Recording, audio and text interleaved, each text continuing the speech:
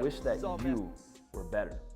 Yo, yo, yo, yo, yo, yo. We are live. Hope everyone is doing well on this Sunday.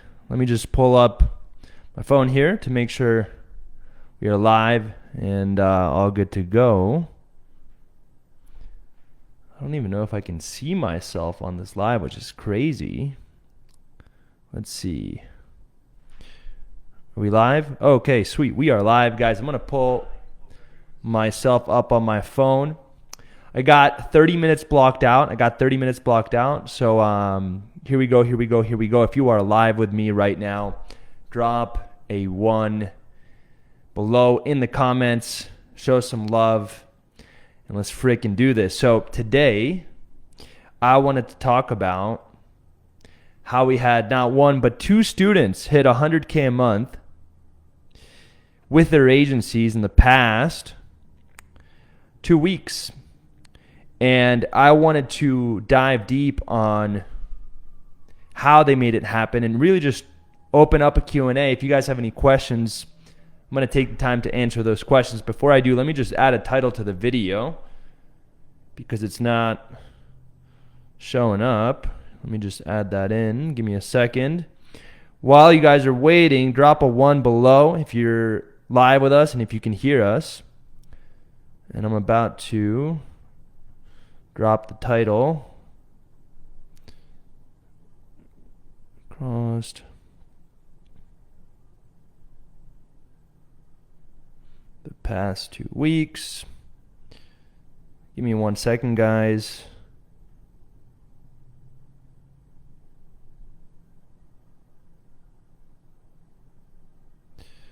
Okay. Sweet. All right, we got a title. We're good to go. Now people can see what the live is all about, which is freaking awesome. Okay, we got Scott in the house. I think I pronounced your name Joshka, and we got Nick in the house. Guys, if you're tuning in live, you know the drill. Drop a 1 below. Show some love. The more that you guys engage with me, the more that I'll be able to engage back. And let's do this. So with that in mind, what I need you guys to do is drop any questions that you have about how 2 of my students hit 100K a month with their agencies over the past 2 weeks. Now, of course, it took longer than 2 weeks to hit 100K a month, but in the past 2 weeks, we've essentially created 2 7-figure agencies that have crossed 100K a month. And today I want to answer any questions that you guys have around that. So if you're tuning in live, if you have any questions around how they hit 100K a month, drop them below in the comments and we'll answer them one by one. So I got about 30 minutes blocked out. Drop your questions below. Anything you want to know around how the 2 students just hit 100K a month with their agencies, drop them below and we'll dive in. So someone asked, what were their niches? I'm going to answer this question in a slightly different way. The niche does not matter. The niche does not matter. Whenever someone blames their niche, what I like to tell them is your niche doesn't suck. You suck. You need to get better. You need to dedicate the time, energy, effort, and commitment to one niche to really be able to crack the code. And there are some bad niches, I will say that, and there are better niches, but at the end of the day, every niche sucks. And the way to make it not suck is for you to level up, for you to get better. So whenever anyone's like, yo, Joel, what's the niche? And they're essentially wanting a perfect niche that solves all their problems and is absolutely perfect. What I always like to tell them is that your niche doesn't suck, you suck. So it's about you leveling up and you being better so that even if your niche does suck, it's not going to. So with that in mind, I will answer your question. They were in 2 different niches. One was emergency home services, so like plumbing. The other one was e-com. So 2 totally different niches. E-com and home emergency services. Those were the two niches that they were in. All right, next question. What type of ads were they running to get that type of client that is ready to buy, and how much were they spending per day? Great question. Conrad asked, what type of ads were they running to get those clients, and how much were they spending per day? Okay, so the e-com student is doing a few different things to get clients. They're running paid ads. They're also doing content and building up their personal brand. And they're getting clients organically. And they're also doing Instagram DMs outreach.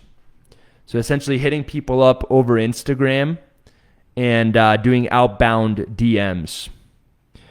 That's one of the students. So the way they got clients was paid ads, outbound DMs on Instagram, and building their personal brand and building their organic following and getting clients that way. This was the e-com agency. And in terms of paid ads, they were running ads to a funnel and running a conversion objective campaign.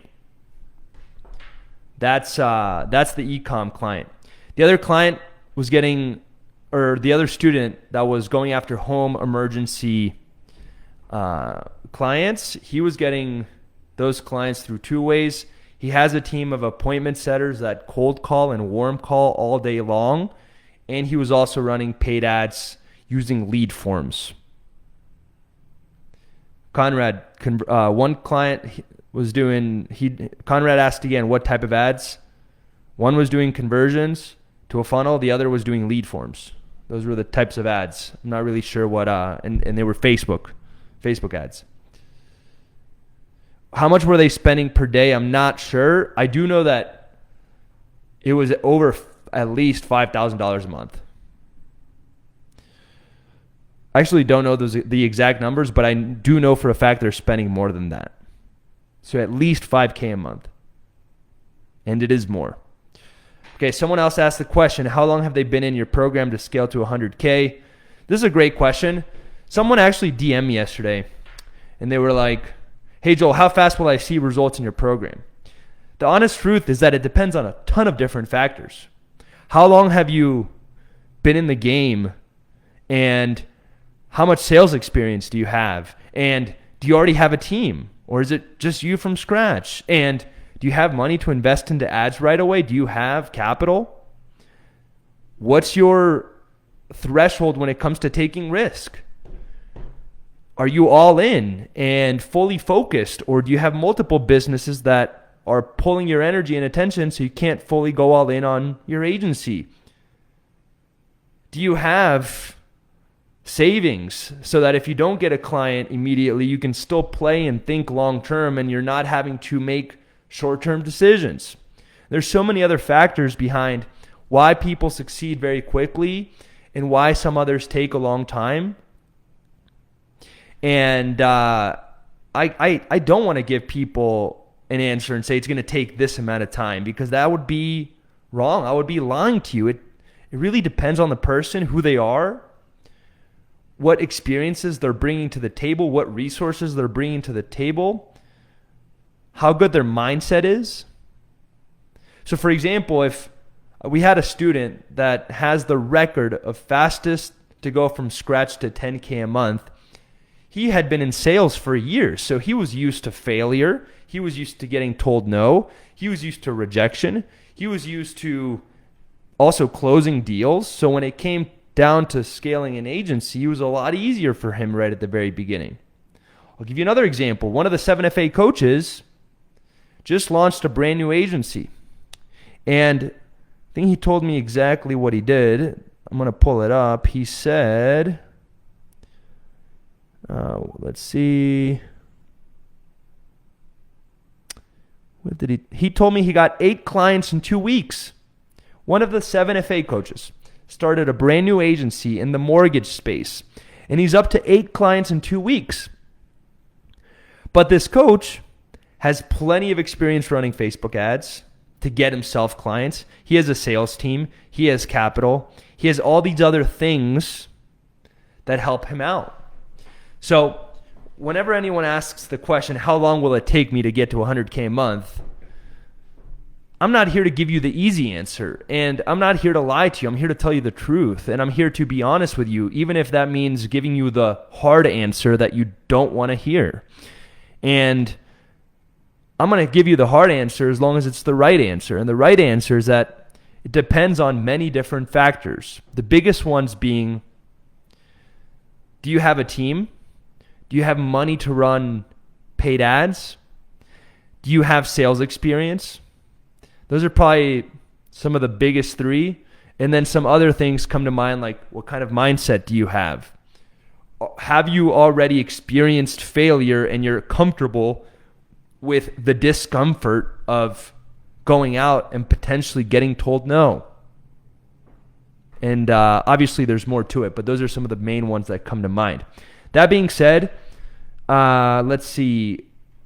So, the one student that was in my program when he joined about 3 months ago. So Kevin joined about 3 to 4 months ago. When he joined, he was about 30K a month. Now he's at 100K a month. Kendall joined now more like 5 months ago. And when he joined, he was at about 20K a month. Now he's at 100K a month. So he 5x'd his agency. So for both of them, it took a few months. That's the final answer. All right.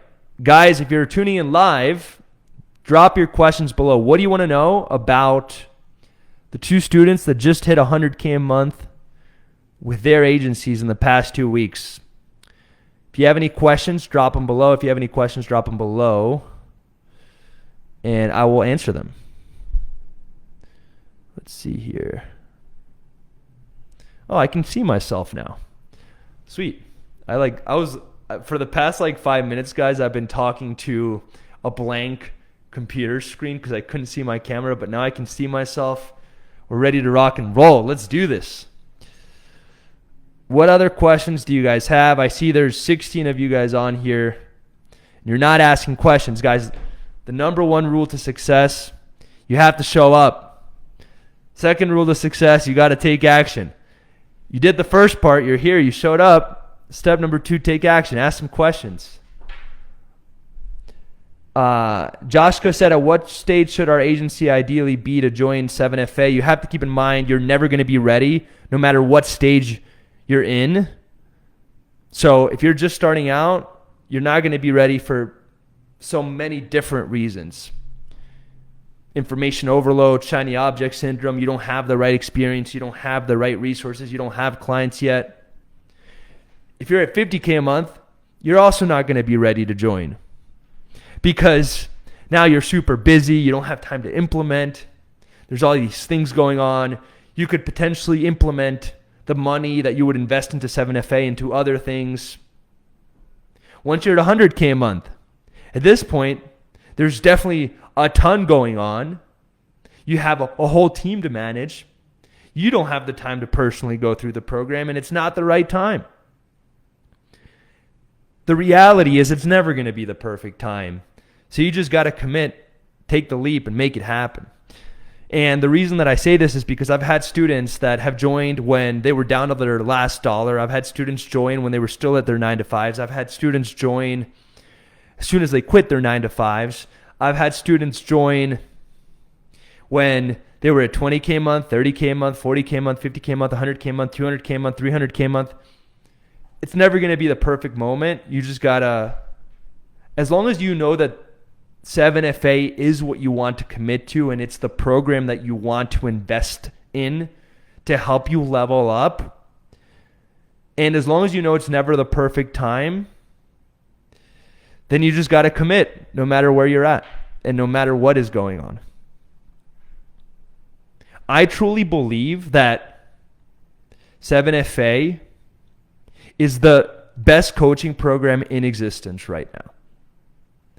The amount of support, the amount of value, the community, even just the community alone is worth tens of thousands of dollars. And to be able to get that now, no matter what's going on in your life, no matter if it's not the perfect moment, to have access to that is worth so much more than the investment. So I think the question of when should I join is the wrong question to ask yourself. The right question to ask yourself is this the right program for me?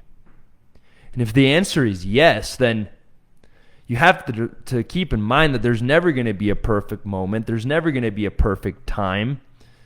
So you should just take the leap and make it happen. And stop making excuses.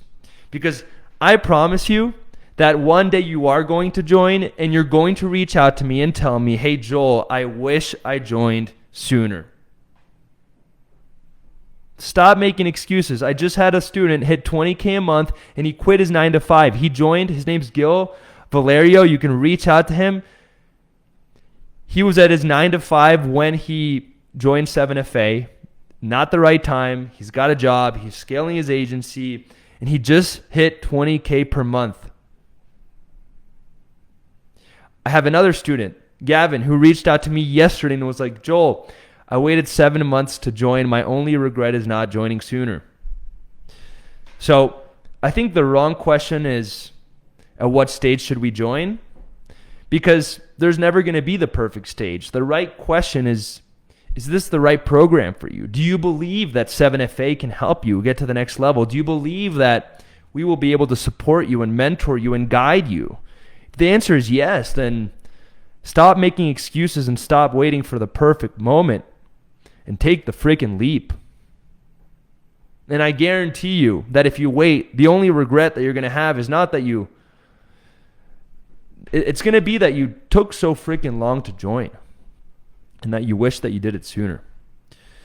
And I think that's a great question, but an even better question is this the right program for me? And do I believe that 7FA can guide me, help me, mentor me, support me on my journey? Can the community, can the coaches help you level up? If the answer is yes, then it doesn't matter at what stage you are, and it doesn't matter whether or not it's the perfect moment. Cool. Next question, how are they booking so many appointments? Is it VAs direct from ads or other? John, I answered this a little bit earlier, but I'm going to answer it again. Kendall is booking appointments through his personal brand, so posting out content, adding people that are his ideal clients to his Facebook profile, and he's getting clients that way. He's also getting clients through paid ads. That's a big one. And not just paid ads, right? He's getting essentially appointments from paid ads, but then now he has an email list. He has a phone number list. He can email that list every day. He can text and do direct. He could do reactivation campaigns to that phone number list. So it's paid ads and then also squeezing the juice out of paid ads. And then he's also doing outbound DMs, last I heard. As far as Kevin, he has a team of callers, and they're essentially setting appointments for him, and he's also doing paid ads. The thing to keep in mind if you are going to do appointment setters, guys, and the thing to keep in mind if you're going to do cold callers is that it only works in specific niches. It only works in specific niches. So for example, if you're going to cold call a doctor where they have a front desk staff and it's really hard to get through to the decision maker, it's going to be really, really, really hard. Another example, let's say that you're cold calling roofers. You have a much higher chance of it working because when you call a roofer, many times the owner picks up. Even if you just call right through Google Maps and you find the roofers in your area and you pick up your phone and you call them, it doesn't go to a secretary most of the time. It doesn't go to a front desk person most of the time. It goes right to the owner. So if you guys are thinking about doing appointment setters or a team of callers that are dialing for you, keep in mind that it only works in certain niches. Let's see.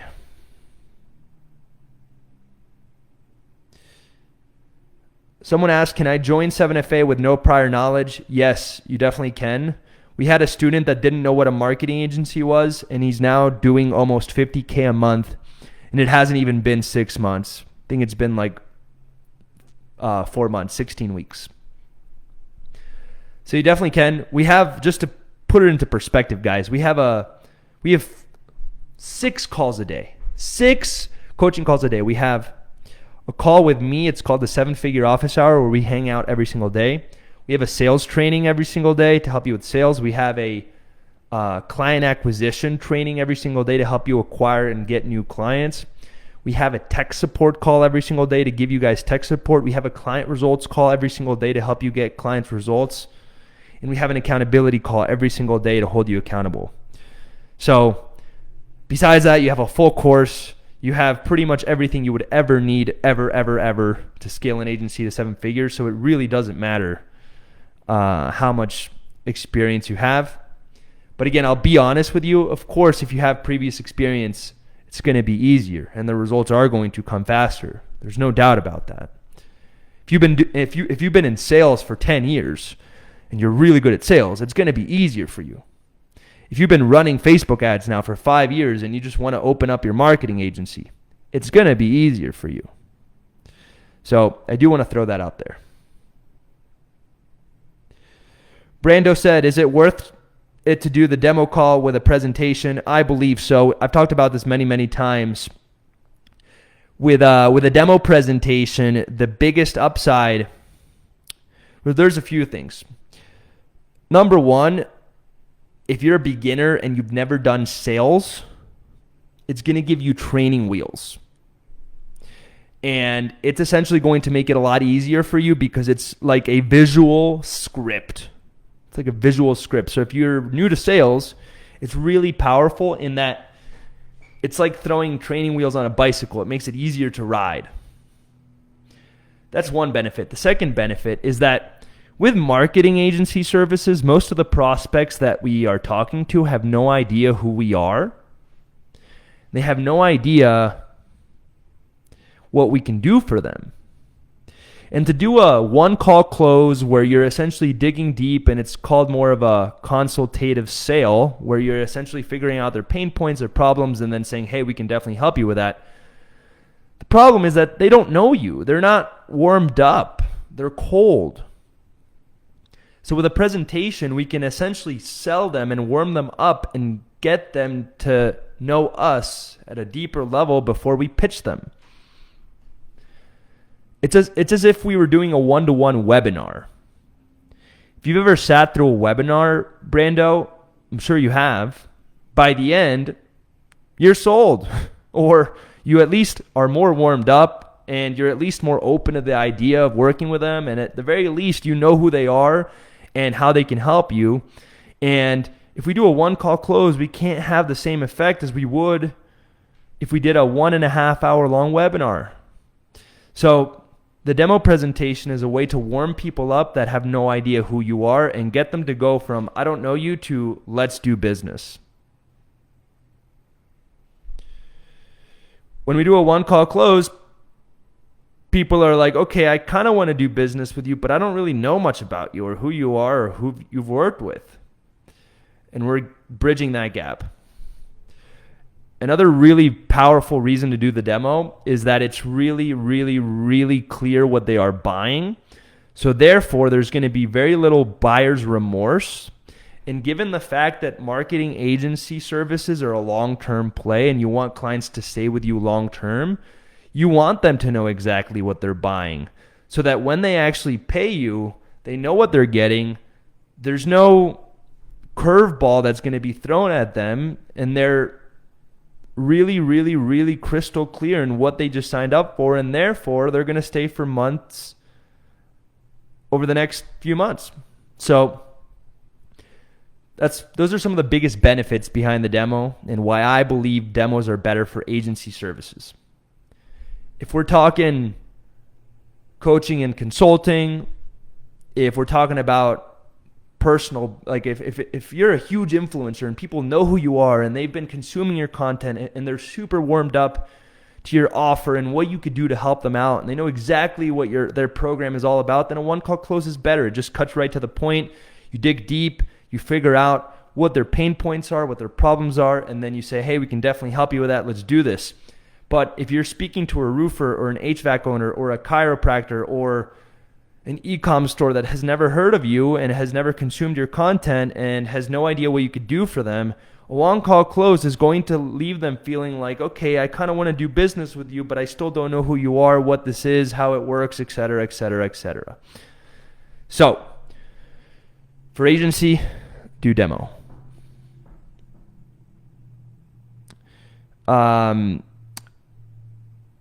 Joshka said, when you're targeting personal trainers, do you think cold calling could be better than cold email, or would you just do both?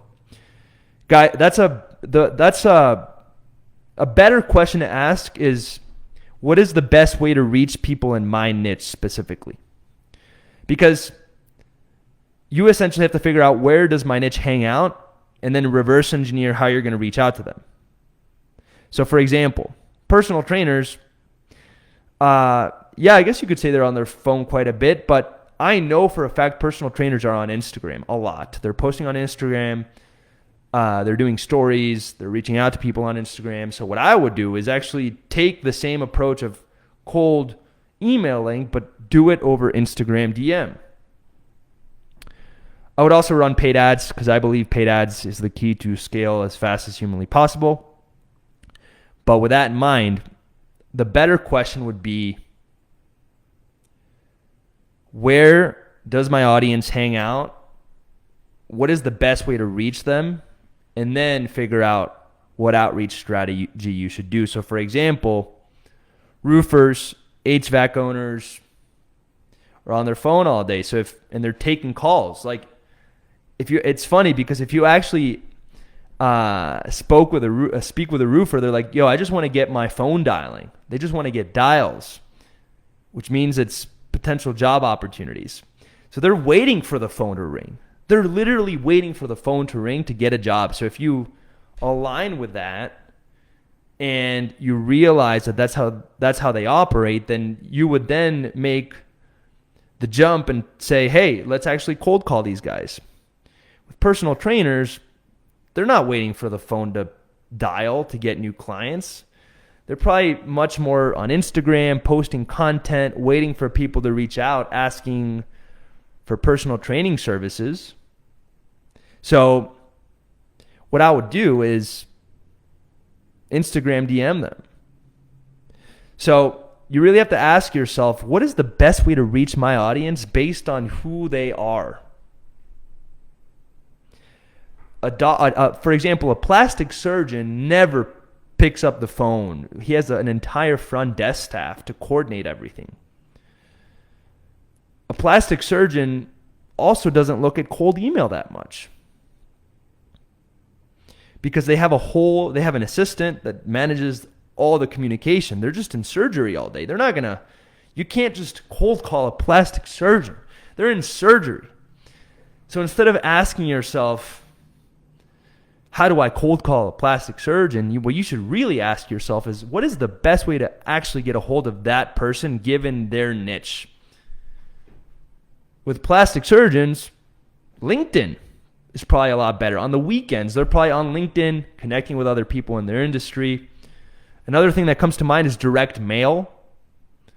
So for example, if you send a lumpy piece of mail, something like an object to the office, and every Monday you have your team sending out 100 little objects to different plastic surgeons across the US, and they walk into work. So let's say I'm a plastic surgeon, I walk into work, and then my secretary, let's say her name is Michelle or his name is Eric. So Michelle or Eric's like, yo, Joel, you got a package. Check it out.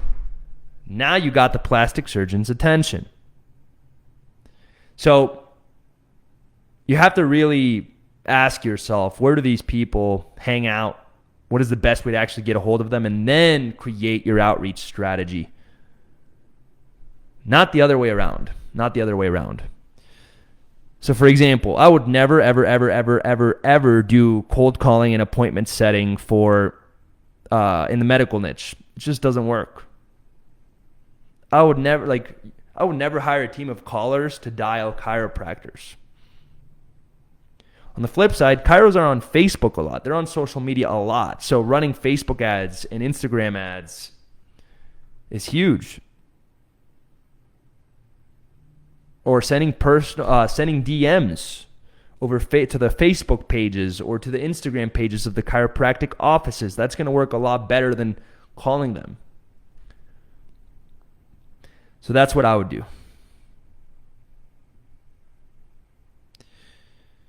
All right, I'm going to take one last question here. Someone says, a non-native English speaker, will this work for me? Depends. If your accent is really, really strong, unfortunately, the truth is that it's going to be really hard to sell. However, we've had students outside of the U.S. that essentially hire salespeople in the U.S., and that's how they make it work. I wish it was another way, but unfortunately, it is harder. That's just one of your competitive disadvantages. And that's not a bad thing. That just means that you need to find a way to work around it or leverage it for your strengths. So for example, I have a student, his name is Esteban, and he's crushing it. He speaks fluent Spanish. He's got a pretty thick accent, not enough to hurt him, and he's actually really good at sales, but given the fact that he's fluent in Spanish, now he can hire people in South America that are very talented and have perfect communication with them. So you guys have to remember, for every competitive disadvantage, there's always a competitive advantage. Let me say that again. For every competitive disadvantage, there's always a competitive advantage. You just have to see the other side. You have to always see the other side. And again, every coin has two sides. So there's some things about being a non-native speaker that's hard. There's also some things that are really good behind it. For example, again, you might have access to talent in foreign countries at a cheaper rate, yet still maintain extreme high level of communication with them because you're speaking in their language. That's a huge advantage. For example, I'm from Venezuela. I was actually born in South America, and I speak fluent Spanish. I've been able to hire marketing managers for a third of the cost as I would be able to in the U.S., but at the same exact skill level because I can speak to them in fluent Spanish. So with that in mind, let's keep going. One last question for today. What is the best way to structure an offer to close more?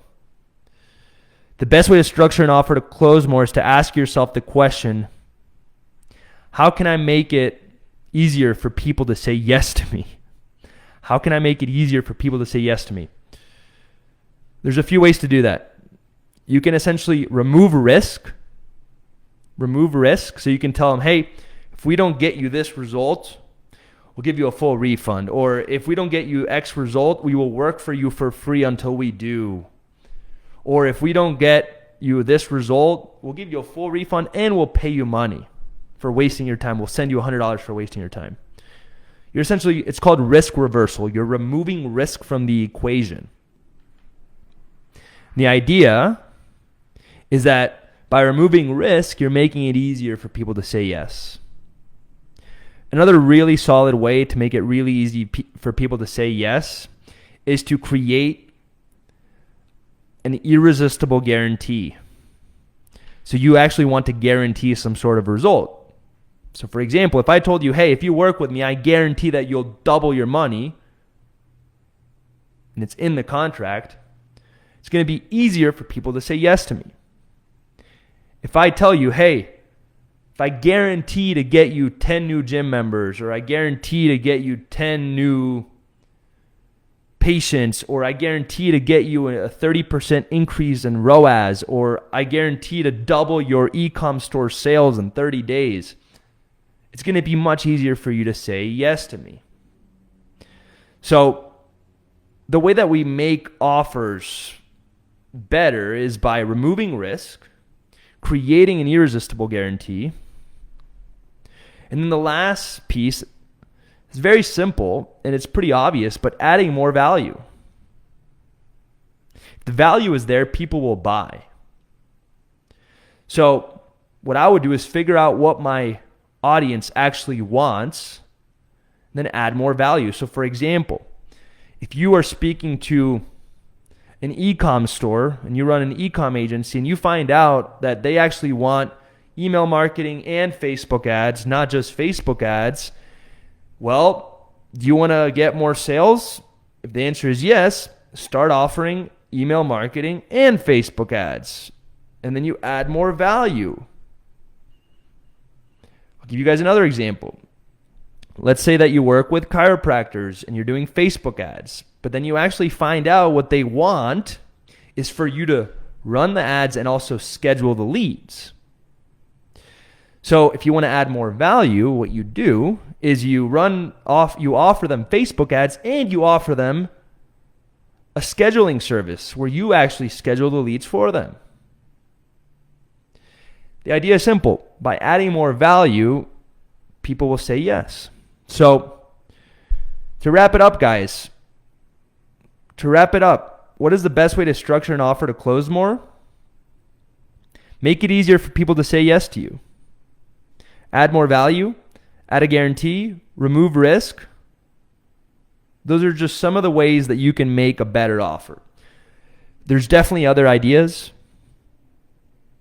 but those are some of the top ways that you can make a better offer and make it easier for people to say yes to you. So with that in mind, guys, I'm going to go. That was 30 minutes of Q&A. Hopefully you guys found that helpful. If you enjoyed that, if you found it valuable, drop a 1 below. Much love, guys. Appreciate you all. Thank you for tuning in on a Sunday. I'm going to go enjoy the rest of my weekend. Hope you guys do the same, and I'll see you guys this week. Again, if you enjoyed it, drop a 1 below. Like this video, heart this video. It would mean a lot. I'll see you guys next week. Peace out.